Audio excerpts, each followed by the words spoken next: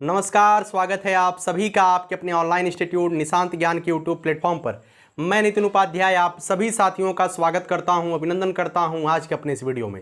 मित्रों, आज के वीडियो का टॉपिक यही है कि लगातार सुबह से लेकर के शाम तक हर कोई हमसे यही पूछ रहा है आज के दिनों में, अगर आप यूपी से डीएलएड कर रहे हैं, चाहे आप 21 बैच के हैं, चाहे आप 22 बैच के हैं, अभी 23 बैच वालों का तो पेपर हुआ नहीं है, लेकिन 21-22 बैच वालों का पेपर हुआ है और उनके रिजल्ट आने वाले हैं। तो कुछ मतलब कि क्षेत्रों में आप लोग जानकारी कहाँ से आप हासिल करते हैं? यूट्यूब से जानकारी हासिल करते हैं और यूट्यूब पे आपको लोग बताते हैं कि अक्टूबर के लास्ट में रिजल्ट आएगा और आपकी परीक्षा जनवरी में होगी और आपका जो अगला रिजल्ट आएगा वो अप्रैल में आएगा और आप जो है किसी भी शिक्षक भर्ती में शामिल नहीं हो पाएंगे। केवल आपको क्या करना चाहिए, आपको सीरीज लेकर के दिन रात पढ़ाई करनी चाहिए। आप बीटीसी कर रहे हैं तो केवल बीटीसी करते रहिए, ठीक है। लेकिन मैं बताता हूं कि आपका रिजल्ट अब कब तक आने वाला हो। एक बहुत बड़ी खुशखबरी आपके बीच है। निश्चित तौर पे मैंने कल भी वीडियो में आपको क्लू दिया था, आप सभी का रिजल्ट तैयार है। आपका रिजल्ट कभी भी जारी किया जा सकता है। जी हां, अगर आप 21 बैच के हैं, तृतीय सेमेस्टर के रिजल्ट का इंतजार कर रहे हैं, अगर आप 22 बैच के हैं तो प्रथम सेमेस्टर के रिजल्ट का इंतजार कर रहे हैं, तो आप सभी के लिए खुशखबरी ये है कि आपका रिजल्ट 5 से 6 दिनों के अंदर, 4 से 6 दिनों के अंदर, या यूं कहें तो अगले सप्ताह में जारी हो जाएगा, ठीक है। अगले सप्ताह में आपका रिजल्ट जारी हो जाएगा, इस बात को 100% तय है, ठीक है। ये बहुत ज़्यादा लेट नहीं होने वाला है और ना ही आपकी परीक्षाएं आगे लेट होने वाली है। इस विषय को लेकर के आज जो है पीएनपी पर हमारे एक लड़का है, ठीक है, हमारे ही 21 बैच का लड़का है, उनका नाम है अभिषेक मिश्रा। अभिषेक मिश्रा ने पता किया था, किसी वजह से जानकारी उन्हें हासिल हुई थी। अभिषेक मिश्रा भदोही से हैं, ठीक है, उनसे हमारी बातचीत हुई थी और वह पीएनपी के करीब हैं, मतलब आसपास के ही क्षेत्र के हैं, ठीक है। भदोही उनके प्रयागराज के आसपास का ही है। उनसे हमारी बातचीत हुई तो उन्होंने जो है शायद खुद वार्ता किया था या गए थे, लेकिन उन्हें जानकारी मिली है, अभिषेक मिश्रा भदोही, उनके माध्यम से हमको जानकारी मिली और मैंने कल भी पता जिससे करवाया था, वहाँ से भी जानकारी निकल करके सामने आई थी कि आपका रिजल्ट 4 से 6 दिनों के बीच आ जाएगा, ठीक है। अगर कुछ लोग कहते हैं कि ऑडियो सुनाने के लिए, तो मैं आपको एक ऑडियो सुनाता हूं। इस ऑडियो से भी सारी चीज़ें आपको क्लियर हो सकती हैं, ठीक है। देखिए, इस ऑडियो में चीज़ें स्पष्ट हैं। क्या सर? 4-6 दिन में आ जाना चाहिए। चलिए सर, थैंक यू सर। हम कहे सर बच्चे सर बहुत परेशान। 4-6 दिन में आ जाना चाहिए। 4-6 दिन में आ जाना चाहिए। क्या सर? 4-6 दिन में आ जाना चाहिए। चलिए सर, थैंक यू सर। हम कहे सर 4-6 दिन में ये जो है रिजल्ट आपका आ जाएगा निश्चित तौर पे। अब कुछ लोग कहेंगे फेक भी हो सकता है। देखिए, आप लोग भरोसा करिएगा, अगले वीक में आप सभी का रिजल्ट आ जाएगा। बस यही बात आपको बतानी थी। अब हम बात करते हैं कि आपका रिजल्ट आ जाएगा, तो कुछ लोग ये पूछ रहे थे कि भैया रिजल्ट कैसा बना है। निश्चित तौर पे रिजल्ट बेहतरीन बना है। रिजल्ट में कोई दिक्कत नहीं है। जिस बच्चे ने बेहतर कॉपी लिखी है, जिस बच्चे ने प्रयास किया है, उसके नंबर अच्छे आ रहे हैं, इसमें कोई दिक्कत नहीं है। अब मैं बताता हूं, समय आपके साथ है। अगर आपके रिजल्ट बहुत लेट हो जाता तो निश्चित तौर पे आप लेट हो जाते ना। मैंने ईमेल करवाया था कुछ दिन पहले, ईमेल करवाया था और कुछ लोगों ने हमसे मैसेज करके पूछा कि आपने ईमेल करवाया था, ईमेल का क्या प्रभाव पड़ा। मित्रों, ईमेल का ये प्रभाव पड़ा कि हम आपको क्या ही बताएं, ठीक है। आपने जब पहले दिन ईमेल किया था, उसके 2 दिन के बाद समस्त कॉलेजों को जो है लेटर भेज दिया गया था कि आप लोग जो है आंतरिक मूल्यांकन का कागज भेज दीजिए। अब कुछ लोग भरोसा ही नहीं करेंगे, ईमेल के माध्यम से नहीं हुआ तो पीएनपी का काम है। ईमेल के माध्यम से ही ये चीजें संभावित हुई हैं और जो कार्य हो रहे हैं, आगे आपका रिजल्ट इतनी बेहतरीन तरीके से आ रहे हैं, आगे आपका काम इतनी तेजी से हो रहा है, ईमेल का बहुत बड़ा प्रभाव पड़ रहा है। तो आप अपनी बात को ईमेल के माध्यम से जो पीएनपी तक पहुंचाते हैं, निश्चित तौर पे आपकी बात सुनी जा रही है, ठीक है। क्योंकि देखिए, आगे आपको कहां मौका मिल सकता है। अगर आप 21 बैच के हैं और अगर अपेयरिंग का नाम ले लिया, ठीक है, अगर अपेयरिंग का नाम ले लिया बिहार शिक्षक भर्ती में, तो निश्चित तौर पे बीटीसी वाला बच्चा, 21 बैच वाला बच्चा 100% शामिल हो रहा है। अब अगर आपका रिजल्ट 3-4 अक्टूबर तक आ जाता है, 3 अक्टूबर के बाद आपका रिजल्ट आ जाएगा, हो सकता है 3 अक्टूबर को ही आपका जारी कर दिया जाए। अगर आपका रिजल्ट उसके बाद आ जाता है तो निश्चित तौर पे जो अगली परीक्षा होगी 20 नवंबर के बाद हो जाएगी, ठीक है। और जो बीपीएससी जो पेपर कराने वाली है, जूनियर जो भी पेपर होने वाला है बिहार में जो पेपर होने वाले हैं, वो पेपर 2 दिसंबर, जो जानकारी निकल करके सामने आई है, 2 से 5 दिसंबर के बीच होने वाला है।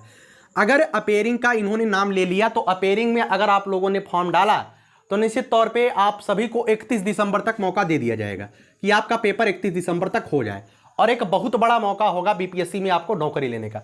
महिलाओं के लिए मैं बता दूं, महिलाओं के लिए वहां 50% आरक्षण होता है। अगर 32,000 पद है तो निश्चित तौर पे 16,000 से ज़्यादा महिलाओं के लिए आरक्षित होगा। और इस 16,000 में कम से कम 7-8 हज़ार वैकेंसी जो है जनरल के लिए होगी। और ये 7-8 हज़ार वैकेंसी बहुत कम नहीं है, बहुत ज़्यादा है। मैं लड़कियों के लिए, खास करके गर्ल्स के लिए बता दूं, 7-8 हज़ार इस वजह से ज़्यादा है क्योंकि इस बार बिहार में जो है अभी रिजल्ट आया है, बिहार में अभी रिजल्ट आया, मात्र 5,000 बच्चा जो वैकेंसी है ना, मात्र 5,000 बच्चा 6 to 8 पास हुआ है। और उस 6 to 8 में 5,000 में सब है, बीटीसी भी है, बीएड भी है। तो बहुत बड़ा मौका हो सकता है। अगर आप लोग इच्छुक हैं बिहार के लिए तो निश्चित तौर पे आपके लिए एक मौका हो सकता है। अब कुछ बच्चे कहेंगे पुरुषों के लिए कितना होगा? पुरुषों के लिए भी 6-7-8 हज़ार पद होंगे, इससे ज़्यादा पद नहीं होंगे। निश्चित तौर पे अभी जो है आज के खबर में आप लोगों ने देखा है कि बिहार शिक्षक भर्ती में जो आरक्षण का रोस्टर है निश्चित तौर पर आने वाले समय में वो क्लियर हो जाएगा। ठीक है, अक्टूबर के प्रथम सप्ताह में। और 15 अक्टूबर तक बीपीएससी टीआरई जो 2.0 है वो शुरू हो जाएगा। अब जब शुरू हो जाएगा तो जो मतलब कि ये जो 32,000 पद है ना, इस पद में भी बढ़ोतरी हो सकती है। और जो मतलब कक्षा 9वीं 10वीं और 11वीं 12वीं के पद हैं वो तो 100% बढ़ेंगे। आपके जो 70,000 पूरे पद दिखाई दे रहे हैं, ये 70,000 पद जब वैकेंसी आएगी हो सकता है उस समय तक इन पदों की संख्या 1 लाख से ज़्यादा हो जाए। ठीक है, 1 लाख से ज़्यादा भी हो सकती है। और यह तय है, 70,000 पद नहीं आपको देखने को मिलेंगे, आपको 1 लाख से ज़्यादा पद देखने को मिलेंगे बल्क में। और एक बहुत बड़ी संख्या है, यहाँ पर आपका सिलेक्शन हो जाएगा निश्चित तौर पर, पूरी उम्मीद है। अक्टूबर के प्रथम सप्ताह में आपका रिजल्ट भी आने वाला है 3rd सेमेस्टर का। और अक्टूबर के प्रथम सप्ताह में आपका आरक्षण रोस्टर भी, बिहार में सारी चीज़ें स्पष्ट हो जाएंगी। और 15 तारीख तक अपेयरिंग की बात अगर होगी, नोटिफिकेशन में सब कुछ क्लियर हो जाएगा। और हमें जहाँ तक उम्मीद है कि अपेयरिंग इस बार भी लेंगे, क्योंकि उनको अपेयरिंग लेना एक मजबूरी है, क्योंकि वहाँ पर बैक प्रशिक्षुओं की संख्या बहुत ज़्यादा है।